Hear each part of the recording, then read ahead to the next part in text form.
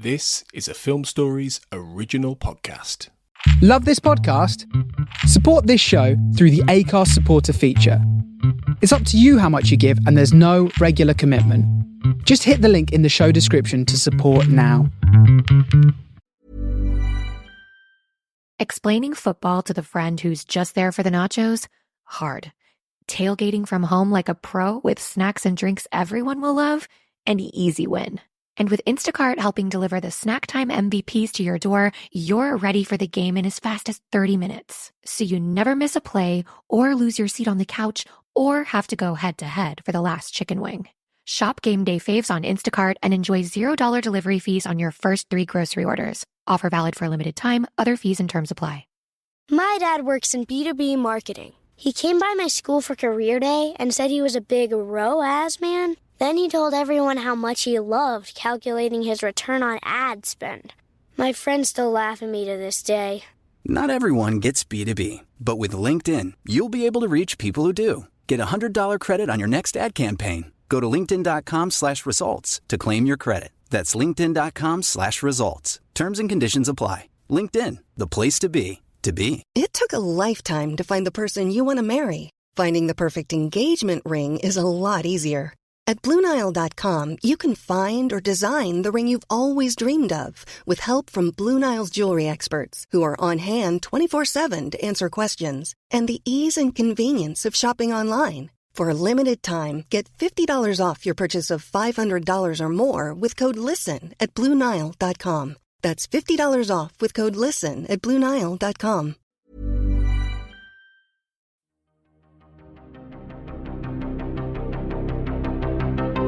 This is Writers on Film, the only podcast dedicated to books on cinema.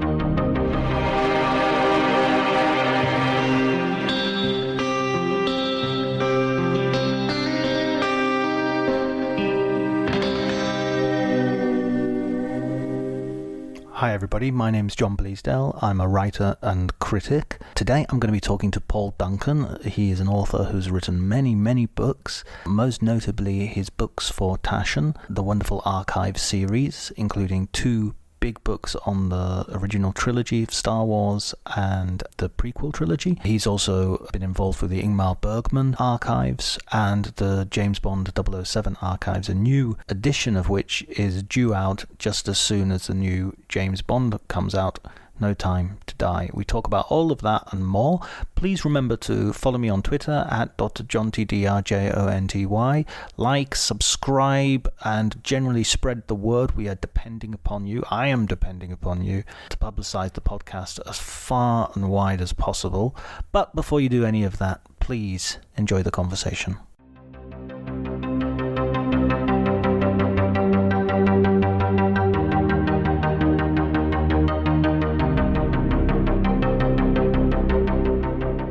When I was a kid, we didn't have things like VHS or DVD or online or anything like that. So I used to watch movies, the movies I was allowed to watch. And when at night, I used to memorize the films that I'd watched that I'd liked. And I used to, as I was going to sleep, I used to name all the films that I'd watched. So I remember even a film that I hadn't seen in probably 40 years or so. There was a war movie that I really loved at the time, and so I always included that the name of that movie. I think it was probably a Robert Aldrich movie, not Dirty Dozen, but before that. Attack, maybe? No. It's the thing is that often there was no reference. There was no book, or there wasn't a place I could go to. There wasn't like I couldn't go to the library and look up the names of these films or anything like that. And I'm watching UFO and Thunderbirds and The Champions, The Persuaders, and these sort of shows, sort of 10, 12-year-old. And that was really the thing right at the beginning. I didn't know, right, or understand, but I just knew that I loved these movies. I loved The Incredible Shrinking Man, which is still one of my favorite movies to this day. Them, Forbidden Planet, a lot of science fiction. I watched King Kong from behind the sofa.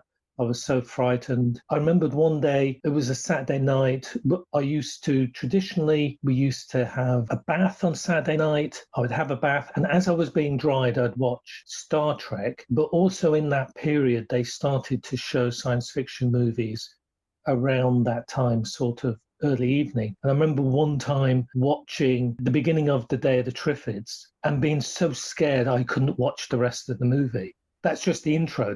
It was just a lighthouse and storms and stuff like that. I just decided it was too much for me. So my childhood, if you like, is always formed by these things that really interested me, I really loved, that really grabbed me. I had a very visceral connection to these movies. Those early science fiction films that you're talking about as well, them and Forbidden Planet, and I really enjoy them. They really stand up today. I mean, I know they have the Beast from, what's it called? The Beast from 20,000. These films, they still stand up. They're very simplistic. They're very simple, but they're very direct. So that the people who are writing and directing, Incredible Shrinking Man is based on Richard Matheson, who's a fantastic writer. So there's no messing about. There's no cod psychology. It's just like, bang, you're interested, and it really grabs you.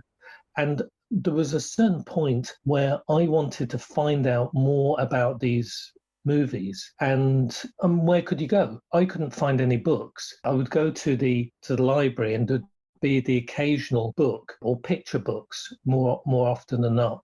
I'm talking early 70s. I'm talking pre Star Wars here. Right. And then when Star Wars came out, I remember I was on holiday near Pershore. It was a camping holiday where there was no sun, just rain. And the typical holiday.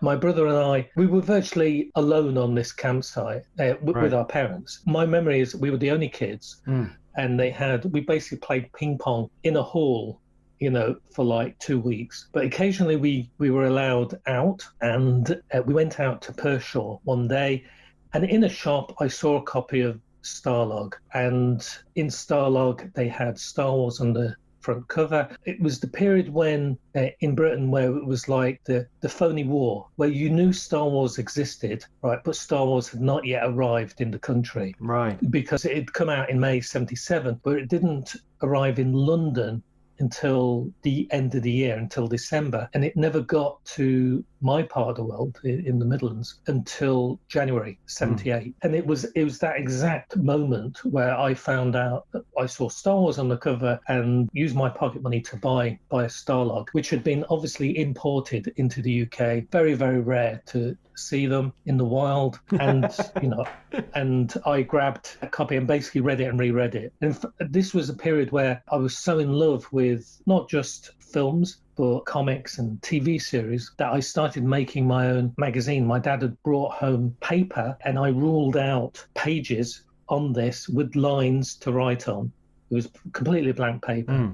And I used to write and draw my own magazine, taking bits and pieces from things that I'd seen and just writing and drawing them on this paper in a limited edition of one, which only I got to see. So this is how this interest was there, this desire to know what was going on, how it was made, who are these people, what did it all mean? These are all questions of a teenager who didn't know anything about the world and needed to go out and discover it, and didn't know what tools you needed or how you did it. How old were you when you finally got to see the film? Well, I was there on the very first day in the Nuneaton when Star Wars was released, which was a Sunday, and I was sort of kid. The Nuneaton wasn't far away, in real terms, but it was far away for a kid. Right. So I was, it was 77, so I was 13. So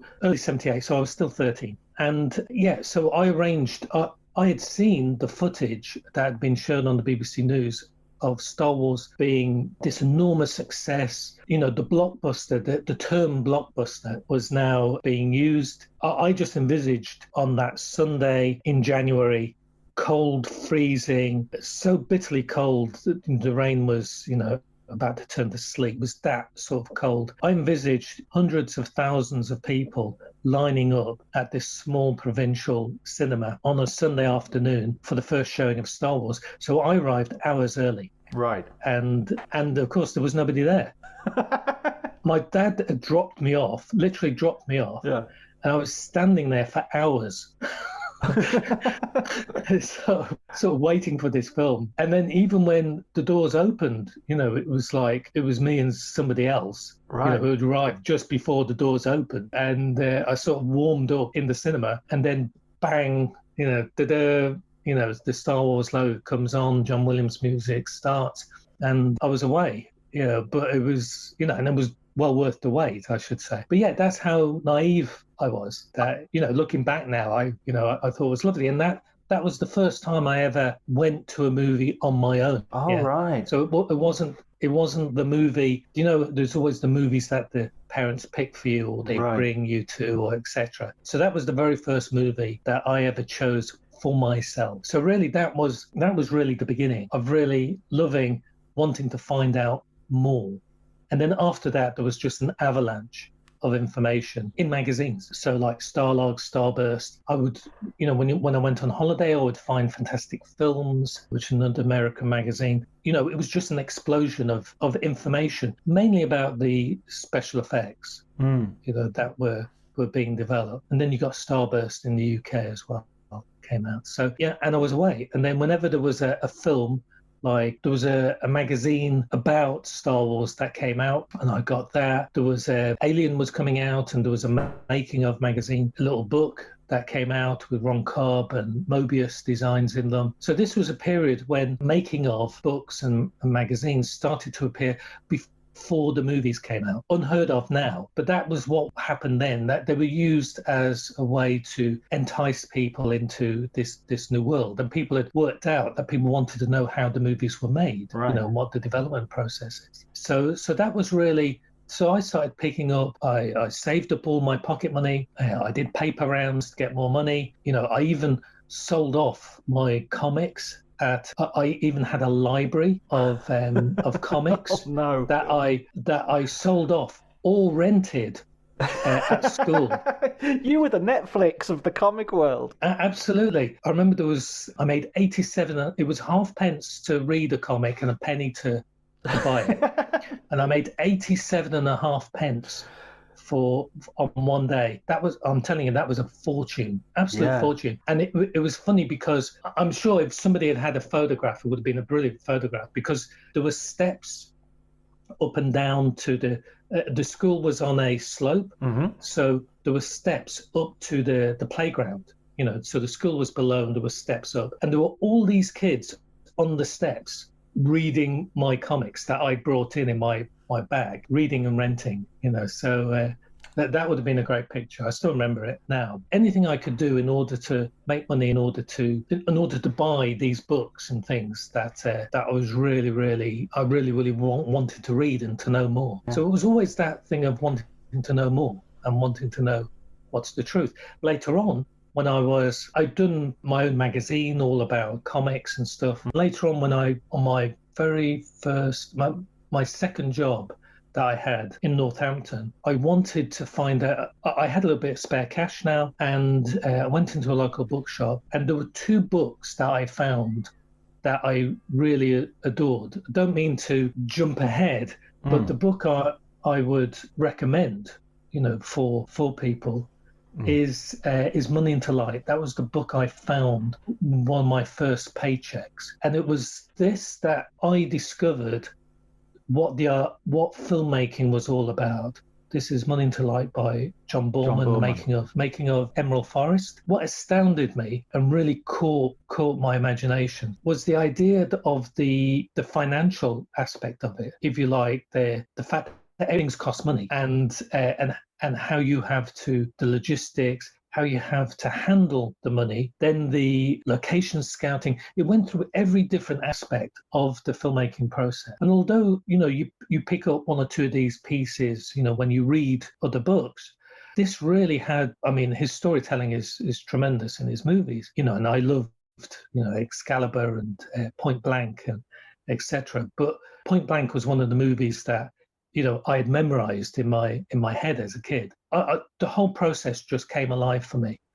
I felt I was there with John Boorman, living his day-to-day experiences of making that movie, and I thought that was great. The thing is that at the very same time, I had bought a book on The Wild Bunch, and The Wild Bunch was a movie that I'd seen on television, and tiny black and white television in my room, very, very late at night.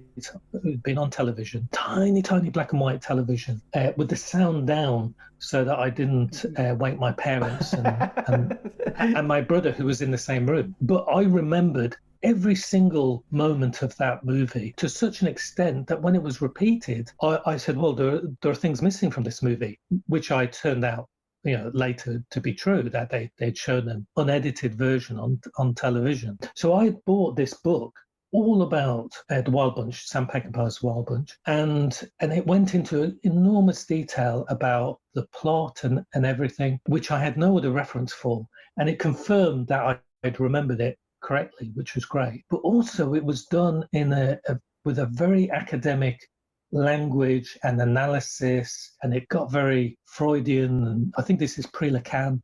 It just completely turned me off. Just those two books, if you like. This is only something that I can say now, looking back.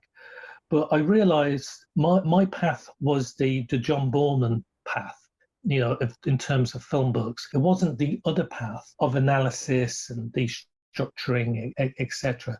My path was the practical making of, the intent of, the director. Those were the sort of books I was interested in. And so it sort of became very clear that as my life and as my interest in films developed, that really those were the sort of books that held my interest, where, if you like, the making of the movie is as dramatic as the film itself. So that book set me on a path. Those two books divided my way of seeing things, of what I was interested in. That's really interesting. It's really interesting that you have like a book that inspires you and another book which sort of says, not this, don't go in this direction. Yeah, I mean, we all do it. We all have to try things. We all have to experiment and explore, and it just, yes, and that book, just those two books, set me on the path, the light side and the dark side. Yeah. I went to see Star Wars at the cinema. I was a little bit younger than you, but we did queue. We had a massive queue outside. I mean, maybe it's because it was an evening viewing, and I remember we got into the cinema, me and my dad, and we'd missed the crawl, we'd missed the opening shot, and we got in when all the rebels are sort of waiting for Darth Vader to burst in, basically, and sort of that's when we'd taken our seats. That's when I could sort of concentrate on what was happening on the screen. So I'd sort of missed that iconic opening, and the weird thing is I didn't get to see the full film again until like 1982, which was, I was twice as old as I was when I saw it, the first time. So it's this huge stretch of time between viewings as well, in which those magazines and those novelizations and all those things, live, basically. Yeah, I think that when you're a kid, each of those movies has a very distinctive impression on you. And you can make a sort of list of movies that made an impression on you from when you're a kid. But there's a certain point where you see just so many movies. How can you distinguish one from the other? I'm always amazed by people who can pick out movies and particular scenes and the like that they've, that are part of their life, that aren't from that early period, if you like. Because for me now, I'm watching a movie a day times 45, 50 years. From when I started watching movies, that's a lot of movies. So a movie to impress you now, to interest you now, really has to be pretty darn good in order to live up to the memories of the past. Yeah, I have detailed memories of films which are probably not that great, but I just watched in a time when they made up a much larger fraction of my total film watching. Yeah, that's another thing as well, that watching films at a different age, there are certain ages where, it's the same with books, etc. There's a certain time of your life when it's the right time to watch a movie, to watch a particular movie, whereas sometimes you're too young, sometimes you're too old for it. I don't think that's something that people think about or talk about much, but I think it is important that a specific movie talks to you or can be revisited and seen in a different way over and over again. I mean, a movie that I can go back to time and again is something like Terrence Malick's Tree of Life, which I adore, which I think is great. I remember being completely dumbfounded by it the first time I saw it. And I know the people who were with me watching it absolutely hated it, and they thought it was a waste of time. But, I felt there was something there, something for me. And I've seen it a couple of times later, subsequently. And each time it's grown. It's something that I think is no obvious message, but has something about it which connects to me very, very deeply. So I think that if I had seen that as a teenager or as a kid, I wouldn't have had the same connection to it, and perhaps would never have revisited it. And I think it's important to know that there are movies like that. It's important to see them at a particular time. Have you seen the longer cut of that he made? No, I haven't seen yet. I know Criterion have done it, haven't they? They've put it. I haven't picked that up yet. I'm waiting. I've got, as I talk, behind me, there is a wall with over 2,000 movies on them, and that I have not seen. And that's not. And then in the loft is X thousand movies that I have seen. So life is a bit like that. So last night I saw Day of the Outlaw by André de Toth. And the night before, I saw Fixed Bayonets by Sam Fuller and Curlin by Dennis Cote. And then I saw or resaw Kiyoshi's Kurosawa's Pulse the night before. So that's such a good movie. That's so good. Yeah, and still stands up.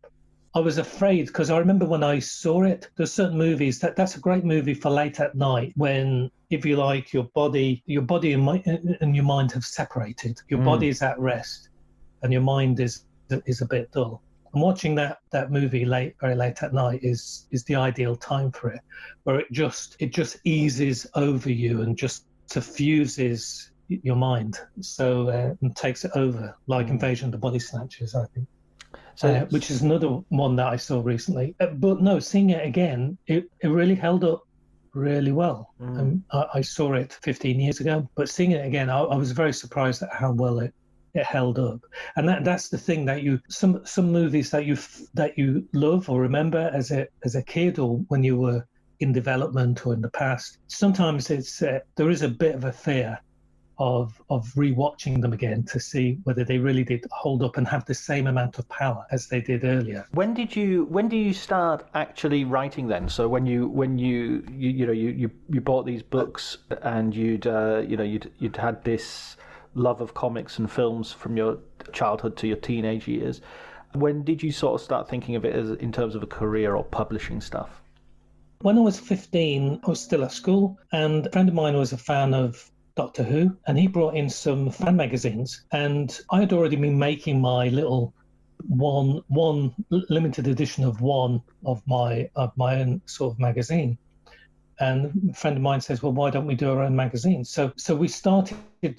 His aunt was the school secretary, so she had a typewriter, and so basically we decided to make our own magazine. I wrote the whole thing except one article on Doctor Who, which my friend wrote. I did all the drawings and everything because I love drawing and comics. And I just started writing. Instead of copying other articles, I started to write my own. So I was 15. And it was great because the school allowed us to use their Gazette Gestetner machine, and I managed to get out of playing cricket Right. in order to use the school printer. So I hated cricket. So that was like a win-win situation right there. And that machine's like a precursor of a photocopier. It's like a barrel that you have to sort of... If you look on the old typewriters, they have stencil, and what that is that when you press down, the ribbon doesn't come up to meet it, so there's no ribbon, and you have a wax stencil, and so when the type comes down, it cuts a hole in the wax, and then this long wax thing, which is A4 size or a little bit bigger, you wrap that round an oil drum. You make sure it's nice and flat, otherwise you get wrinkles and stuff. And obviously the drum has to be filled with ink, and then you rotate it by hand, this drum. You rotate it one way and the drum goes around the other, and you basically you feed paper into it, and then the ink comes through the pad, through the holes that you've made, which is the type, onto the paper. It's very, very simple. Yeah, and then you have to feed in, wait for the paper to dry, the ink to dry, and then flip it over and put it in and make sure they're the right way up. Do it. So for each page you have to do that. That was the first one I did in 1980. It was April 1980. And basically that magazine, even though at the beginning it was all about film, television, and comics, so anything to do with fantasy, effectively, fantasy, science fiction, that developed over the years into just a comics magazine where I would interview comic writers and creators, and it lasted for 10 years till 1990, and was originally called Arkansas, and then became known, it was short, everybody called it ARC, so I shortened it to ARC. I interviewed all the great comic artists and writers in the UK, people like Alan Moore and Brian Bolland and etc. And in America, I managed to get to America, and I interviewed people like Jack Kirby and Will Eisner and Mobius. Yeah, it was an amazing 10-year run, and and the magazine was distributed, ended up being perfect bound, litho printed, and distributed around the world. So that was great. And then at the very end, because I was a student all the way through this, at the very end, so basically all my money went into this. I had no life at all. And at the end, I had all this money that had always gone into printing, etc. Right. And I had enough for a deposit on a house at the end of it. Wow. When all the money came back. So it had a good ending. Excellent. And then did you parlay that into sort of book deals and journalism? Nothing. No. Oh, okay. I'd always had nothing. So I had always had from then I had a career as a technical author, and always in my spare time I would do these projects I was interested in. So I completely divided my time at work, and then the time after work would always be things I'd be interested in. So I was interested in crime and mystery fiction, especially noir writers like Jim Thompson, Colonel Woolrich, James Ellroy, James Sallis, and this sort of thing. I started a magazine, co-founded a magazine called Crime Time in '95, and I edited the first few issues of that. And the magazine's still going now online by other hands. But through that, I got to interview more writers, and I got my first book out of that, which was a collection of interviews from that. But I never parlayed that into anything further. And then in '99, I started, because I'm so interested in movies, I started to do these little books I came up with the idea of Pocket Essentials, which are these small 96-page books that are like Cliff Notes or York Notes on movies. And of course it came from that idea of, when I was a kid, not being able to find out information quick and easy about who somebody was and what they'd done and what's interesting about them and how the films were made. So if you like, these notes were essentially that, giving not only a quick précis of the plot, but a little bit about the background, about how they were made, anecdotes, a bit about the meaning of it, if you like, the subtext of it,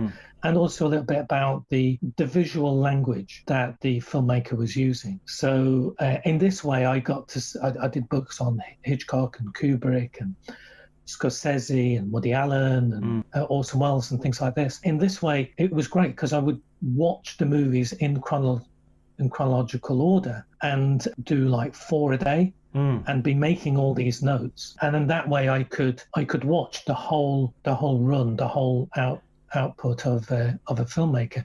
And what was really, that was inspired by Channel 4, who used to do these seasons of Akira Kurosawa and Fritz Lang and film noir and others. And they would have like months where they would just show these movies, these seasons of movies. And I thought, oh, let's do something like that, but in the... And that was purely as a way to try and make money, if you like, right, for the first time. Because I was trying to do things myself. I was trying to research an author I loved and adored, for whom there had been no biography, Gerald Kirsch. And so I'd actually taken time off work. I had actually decided, no, I will stop working to concentrate on just doing this biography. But as it happened, it took longer than I thought, and I needed some money. So I came up with this idea of doing these books. And that really then triggered this whole move to Taschen, because I had done these books and I'd seen that Taschen had the very best distribution there was, as far as I could see. And I thought, oh, these pocket essentials are very nice and cheap. Let's try and sell these. Let's see if Taschen will take these to distribute them. Taschen said no. We don't distribute other people's books, thank you very much. Right. This is 99. But then about a year later, I'm on contract because I'm freelance technical author. I managed to get some work. I was on contract in Lytham St Anne's, working for the government. At my desk, I get a phone call, basically from Taschen, asking if it would be possible to meet up in Germany, in Cologne, and they'd pay my flight over there and et cetera, et cetera. And I said, well, I'm on contract, so I can't go during the week. It'll have to be a weekend. So that's what happened over the weekend. I went over to Cologne, met Benedict Taschen, spent about 4 hours talking about movies and books. Yeah, and then he says, oh, let's work together. So that's when I started doing, if you like, movie books. It was completely, in a way, accidental that I'm actually doing it as a career, because I never intended to do it at all. The only thing I'm interested in is something that I'm enthusiastic about. That's the only reason I did anything I did. Basically from 1980 to 2000, 20 years, is basically me just writing and about stuff that I love and enjoy and want to share with others. And in fact, the past 20 years, when I've been doing books for Taschen and others, it's been exactly the same. My attitude is always, oh, I found this thing, it's really cool. I want to tell somebody about this, and the fact that I don't know anybody, the only way I can do it is to tell it through books. A well-presented enthusiasm goes a long way. Yeah, I mean, it's like so obviously I've done a lot of books since then. Mm-hmm. I mean, Taschen really gave me an entree into a whole different world, a whole different level. So previously, I would not have had access to archives or special materials, etc. But what I learned at Taschen is that I could get access to archives. And so for the first time, I'm getting closer to the filmmakers, if you like. I'd met, obviously, creators before, like authors and comic creators, and interviewed them. But I'd never really interviewed or got close to filmmakers. So really that was a new learning curve. But it's always the same. In fact, you tend to find that the filmmakers themselves are exactly the same, that they're really enthused about a particular subject and they want to express that through. Explaining football to the friend who's just there for the nachos? Hard. Tailgating from home like a pro with snacks and drinks everyone will love? An easy win. And with Instacart helping deliver the snack time MVPs to your door, you're ready for the game in as fast as 30 minutes. So you never miss a play or lose your seat on the couch or have to go head-to-head for the last chicken wing. Shop Game Day Faves on Instacart and enjoy $0 delivery fees on your first 3 grocery orders. Offer valid for a limited time. Other fees and terms apply. My dad works in B2B marketing. He came by my school for career day and said he was a big ROAS man. Then he told everyone how much he loved calculating his return on ad spend. My friends still laugh at me to this day. Not everyone gets B2B, but with LinkedIn, you'll be able to reach people who do. Get a $100 credit on your next ad campaign. Go to linkedin.com/results to claim your credit. That's linkedin.com/results. Terms and conditions apply. LinkedIn, the place to be, to be. their enthusiasm through their movies, and they're students of films and movies as well. So it's always interesting to meet like-minded people. Who's been your sort of most impressive, sort of pinch me, I can't believe I'm actually sitting in the same room with so-and-so sort of moment? Well, there's a lot of those. Picking out one would be unfair, I think, but I will. Really, I mean, I've been very, very lucky in that I've managed to meet and talk to, some very interesting and very influential people in the film world. I think the first one that I had direct contact with for any period of time was Michael Mann. I'd always loved his movies. I remember seeing Thief and being amazed by it, and also with my dad, I managed to get to see, I saw Last of the Mohicans and Heat, and we adored those movies, and watched them together.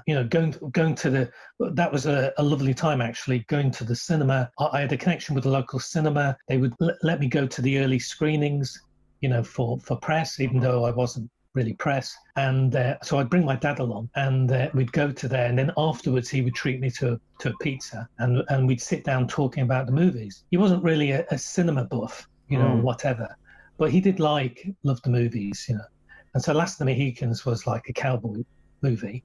For him, it was a Western, but he loved it. And when we went to see Heat, I remember sitting down afterwards, he said, "Oh yeah, that's just like the old Cagney, Pat O'Brien movies." Right, yeah.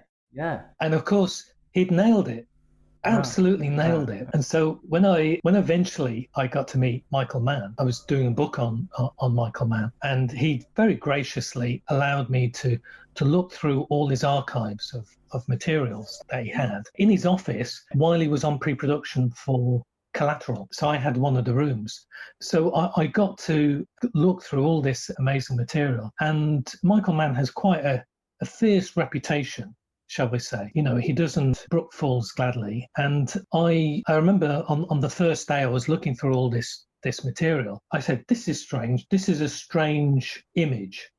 I'd come across an image in the archives, and there was a group of men. It had nothing to do with anything else, no film or anything that I could see. What we'd arranged is that at the end of each day that I was there, if I wanted to talk to Michael, because obviously he was busy on the movie, I could have 5 minutes to talk. And so at the end of each day, I would come and I would show him an image or ask him about a particular image. And he said, "Why did you pick this out, Paul?"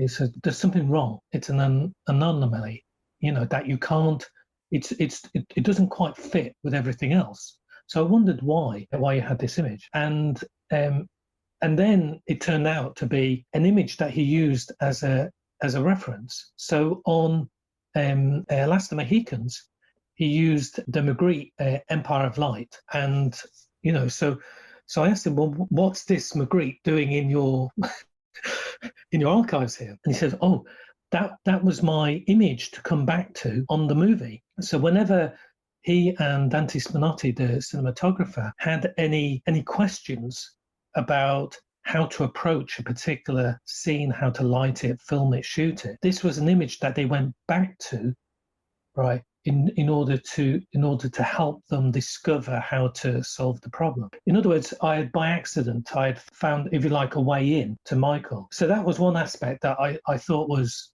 fascinating. And also because I'd found that gave me, he trusted me more, that I was on the right track to do this book. And in fact, we did have issues on that book where the writer FX Feeney, the late FX Feeney, the great FX Feeney, who's like one of those very, very undervalued writers, I think, who was never really... When you've been around a while, you find out that there are some very, very talented people who don't necessarily parlay that talent into a career that earns them money. And you do find this a lot. I mean, you find it in a lot of things, but FX was great. Anyway, he supplied a manuscript, and, Michael wanted to read it to make sure it was okay.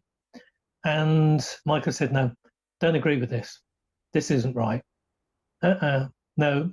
On particular points, through the thing. And then we thought, oh no, how are we going to deal with this? And then we came up with this solution, which was the negotiation with Michael, which was this. Okay, Michael, you and FX sit down and you talk out the things that you disagree with, and we include it in the manuscript so that FX can have his say, but Michael can have his say as well.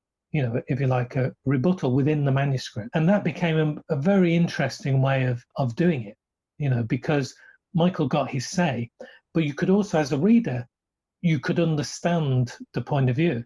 And it's very similar to, in fact, to me saying to Michael, well, that's a James Cagney, Pat O'Brien movie, isn't it? And he was like, no, this is all based on detailed research on real people, you know, and he even showed me the photos of these guys from Chicago, you know, this crime gang, you know, and, you know, that he'd spent all these years researching and writing, because he's obviously a writer as well as director. But I think there is a truth in both of them, in that he has molded the movie into a particular shape that's recognizable, because Pat O'Brien and James Cagney had based their characters on people that they knew, real gangsters, you know, from the period. So it all comes from research, and I think both approaches are valid, but those researches, etc., have to be manipulated and formed into a story in some way that's understandable and digestible for the audience. Well, your experience of going into the archives and delving in and bringing stuff out, I mean, that's sort of replicated in the books themselves. I mean, they're now called the Star Wars Archive, the Stanley Kubrick Archive. I mean, when did that idea come up? Was that already in place at Taschen, or was that something that you were involved in creating?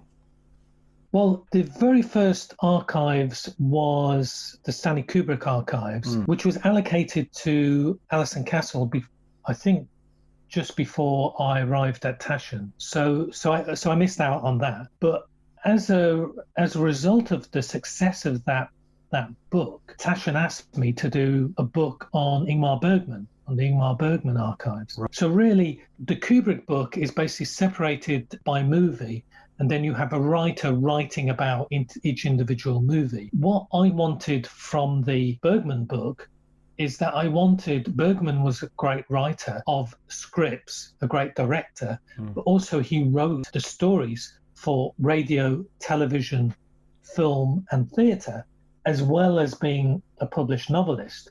So somewhat accomplished, I would say, as a writer. Did he ever sleep, this man? Well, not to my knowledge. Absolutely incredibly prolific. And I had no idea how prolific he was until I went to the archives, because I was unaware of he did 50 scripts for radio, you know, I mean, plays, you know, and as well as television stuff. So and theatre adaptations. So it was actually, I should say that the funny way that came about is that I got Christina, one of the Taschen PRs, was actually friends with somebody who was a documentary filmmaker who knew Bergman, who had visited Bergman on his island in Fora. It's not Bergman's island, it's an island that Bergman lived on, I should say.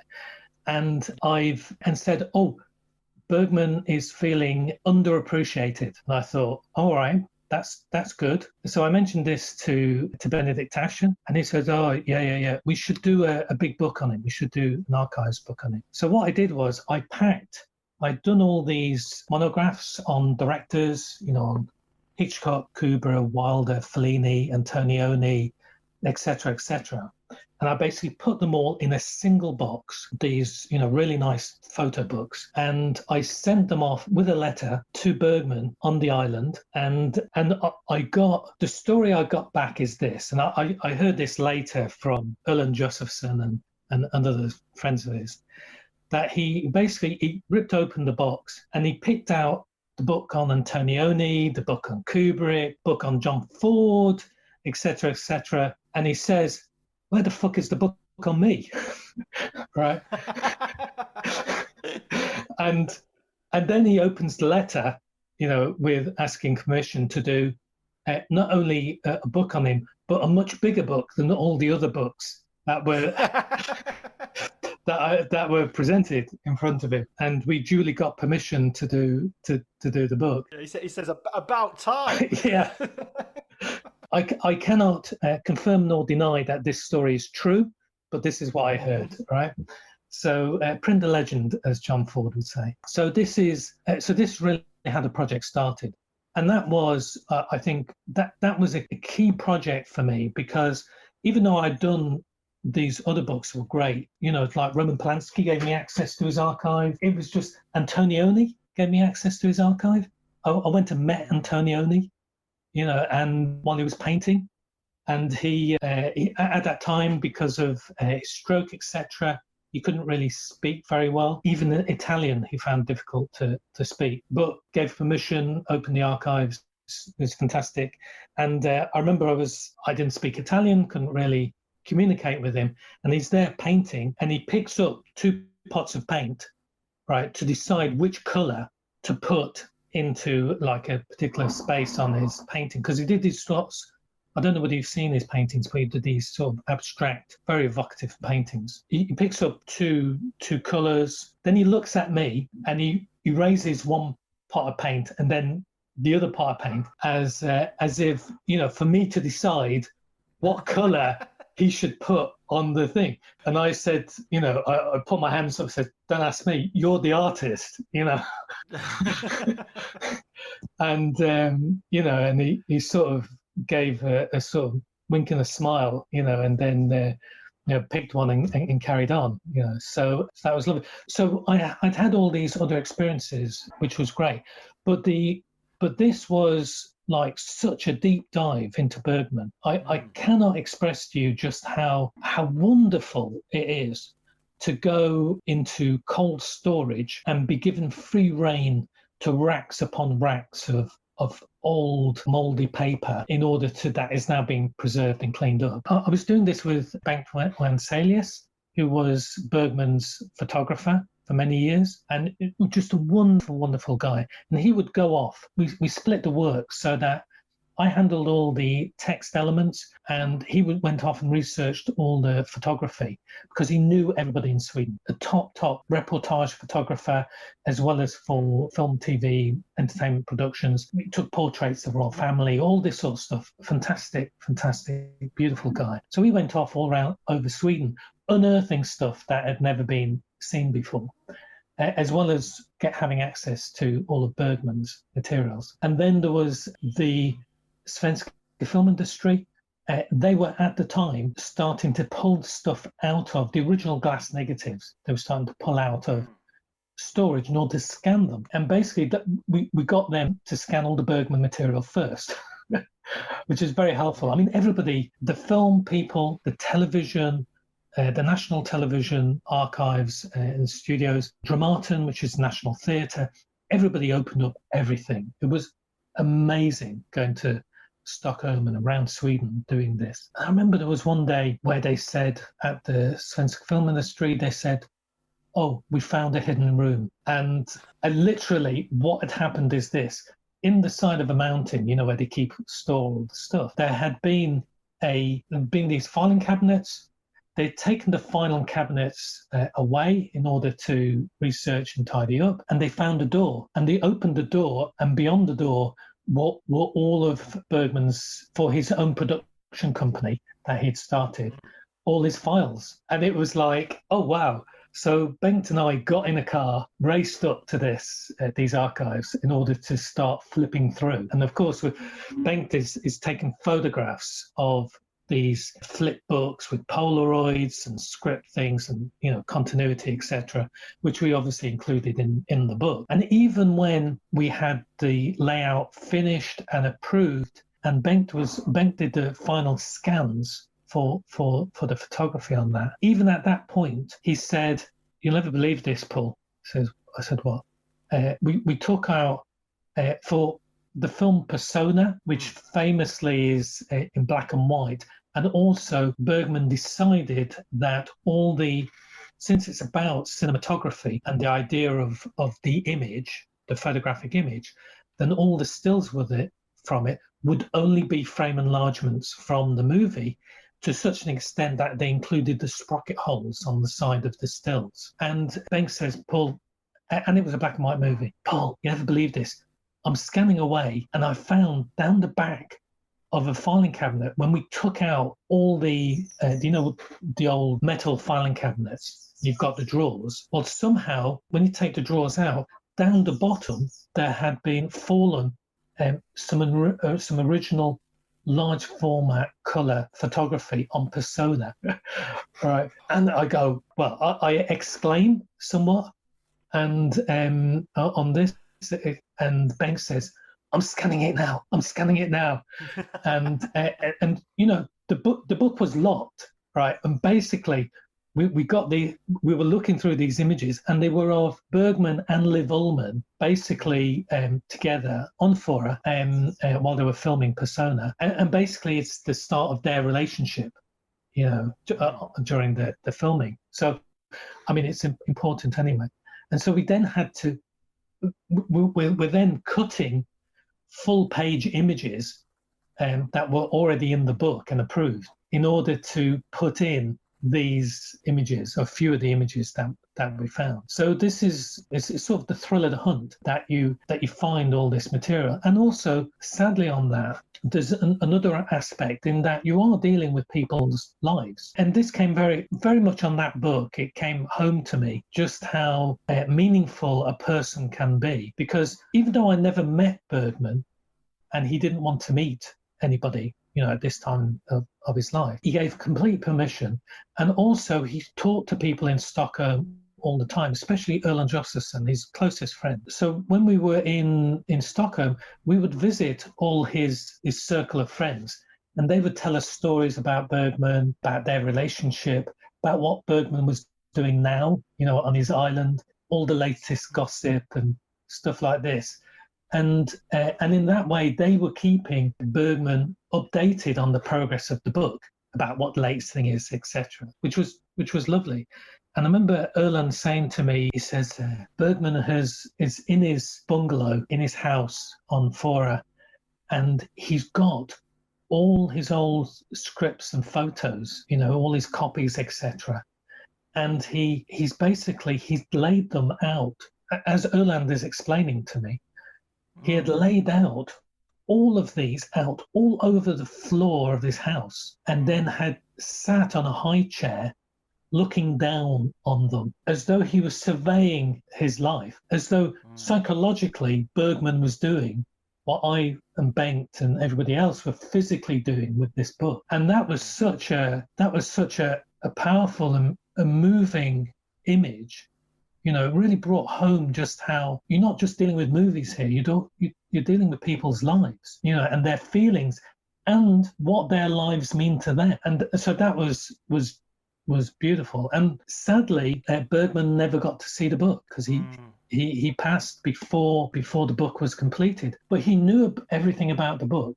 That was to know about all the things that we'd found, etc. And even people turned. There was a reporter reporting on the book who said, "Oh, my father used to play with Bergman as a kid, and as a kid they made a film script, which was basically Bergman and his friends, who would have been 15, about the same age I was doing my magazine when I started. They didn't know how to do a film script, but they made a film script, and they did it by they would write on one page they would write what was happening in the movie, and it was a silent movie, because that was what they were watching at the time. And then on the other page, they didn't know how to do a script, so they would take a photograph and put it there. So so each page was like that. And he says, "Oh, and I've still got the script. Bergman gave it to my father, so he has it."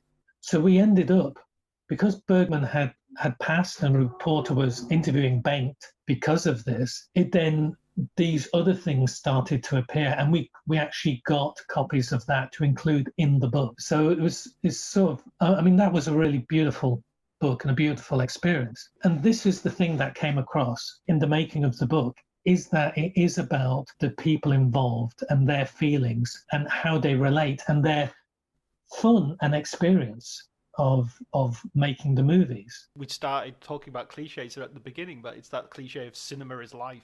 Life is cinema. I mean, this is a very literal expression of that. One of the things about cinema is that I think often the films connect to us because they connect to something in our lives. Sometimes we know about it. We know what the connection is.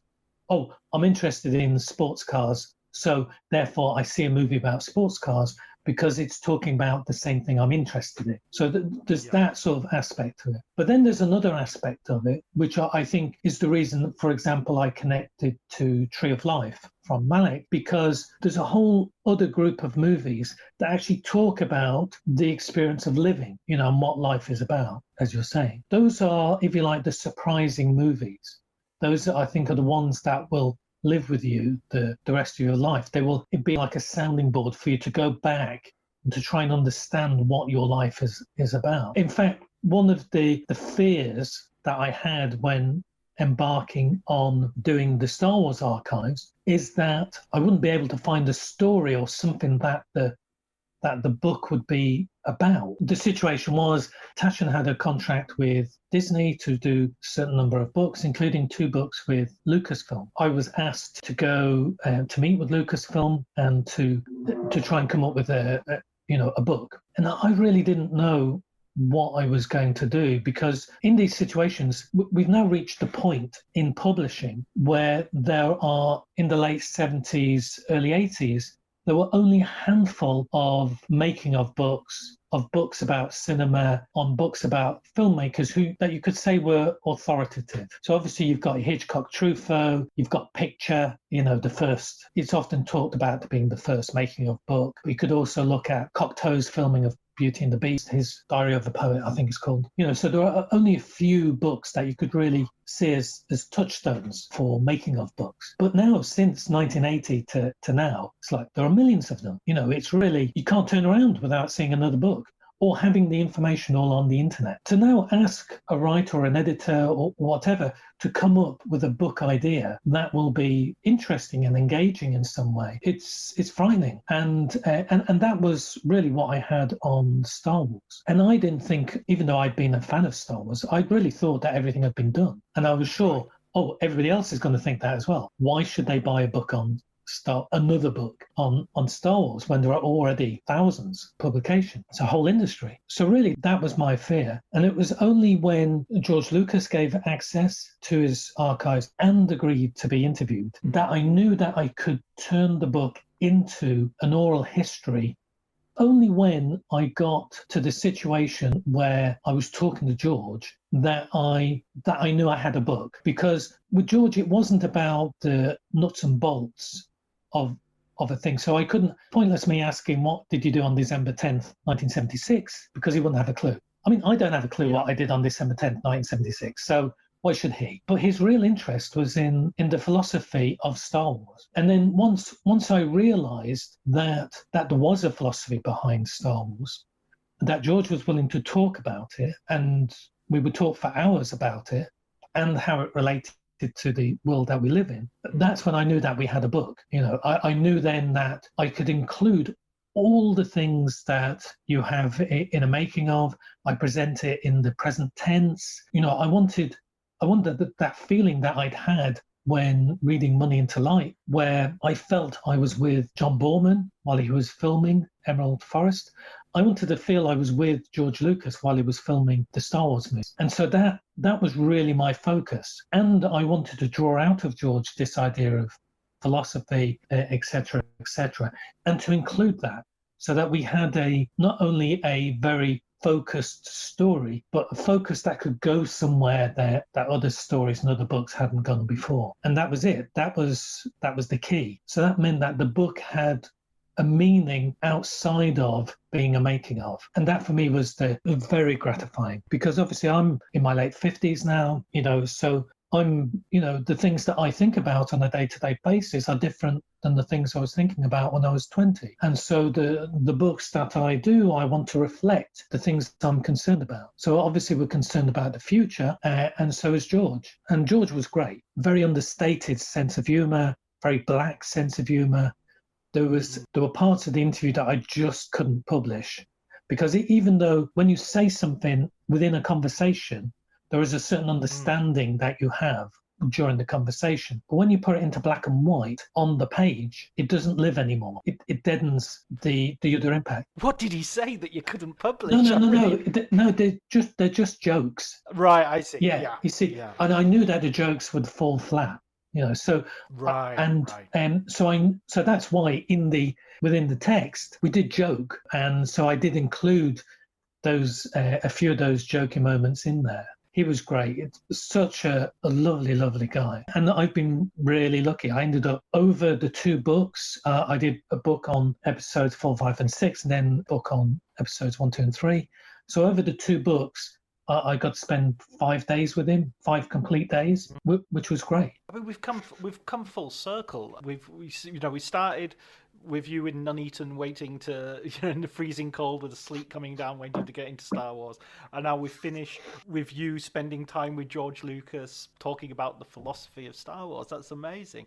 And your recommended book is John Boorman's, what's it called? Money into Light. Money into Light. Money into Light. Yeah. Yes. Yeah, you need to get hold of a copy of that, John. Yeah. And the thing is, it's also his son, Charlie Boorman, was in that. He cast his son in it. And yeah, there were all sorts of questions about filmmaking and whether a decision, how far are you willing to go as a filmmaker in order to make this movie?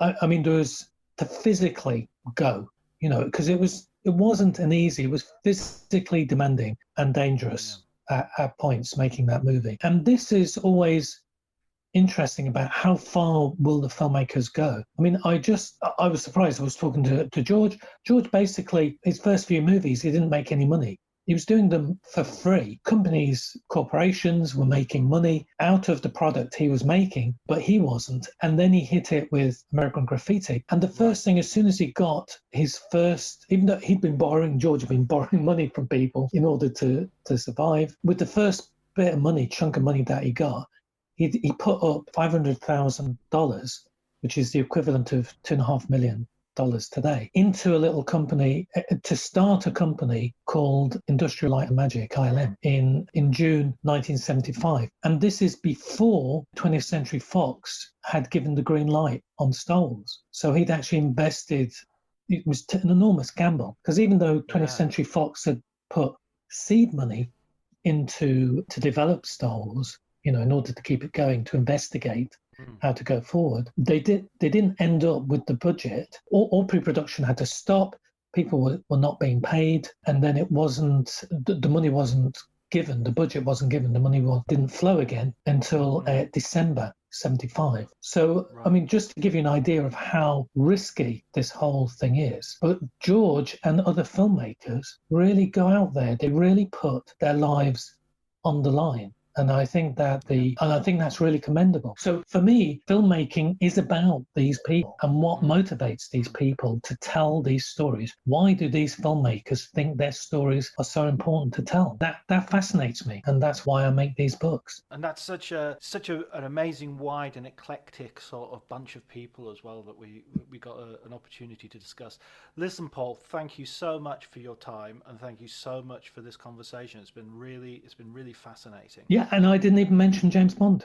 Oh God, that's your next one, right? No, I did. I've already done the James Bond archives, but I've got an updated before the pandemic. I'd written and finished a chapter on the new James Bond movie, No Time to Die. So I've been on set, talked to the director and all the crew, all the heads of departments about the making of the movie, and even got to talk to Daniel Craig as well about it. So it's really, that continues, So I've added an additional chapter which will come out. Obviously, it's embargoed. It's not like the olden days where you would have the novelization of Star Wars coming out 6 months before the movie.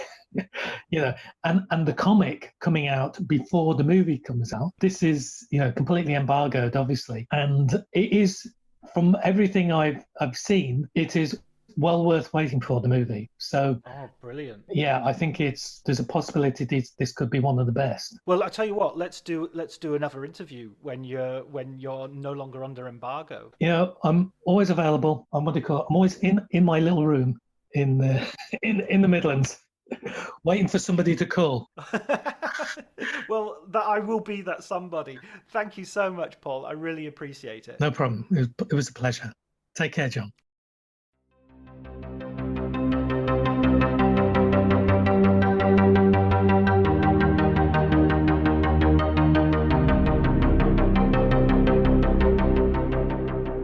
So that was my conversation with Paul. His recommended book is John Boorman's Money into Light, a diary which charts the production of the film The Emerald Forest. Thanks very much to Elliot Atkins for providing the music for the episode. Please remember to follow me on Twitter at Dr. Jonty. Please like and subscribe and do everything you can to spread the word as wide and far as possible.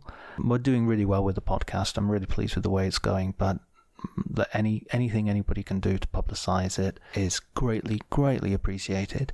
So thanks very much, and I'll talk to you next week. Take care.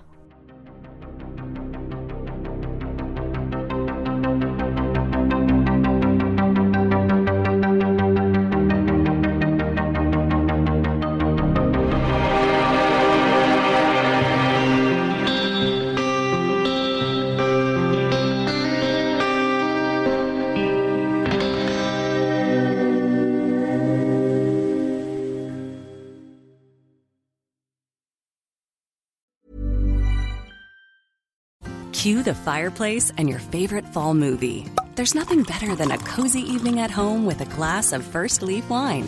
First Leaf is a personalized wine club that delivers right to your door. Sounds magical, right? They get to know your favorite tasting notes, which varietals you enjoy, and whether you prefer sweet or dry wines. So in every shipment, you get bottles tailored to your unique palate. Go to tryfirstleaf.com/fall to get your first 6 wines for just $44.95 with free shipping. This episode is brought to you by Progressive Insurance. Do you ever think about switching insurance companies to see if you could save some cash? Progressive makes it easy to see if you could save when you bundle your home and auto policies. Try it at Progressive.com. Progressive Casualty Insurance Company and Affiliates. Potential savings will vary, not available in all states. My dad works in B2B marketing. He came by my school for career day and said he was a big ROAS man. Then he told everyone how much he loved calculating his return on ad spend. My friends still laugh at me to this day. Not everyone gets B2B, but with LinkedIn, you'll be able to reach people who do. Get a $100 credit on your next ad campaign. Go to linkedin.com/results to claim your credit. That's linkedin.com/results. Terms and conditions apply. LinkedIn, the place to be, to be.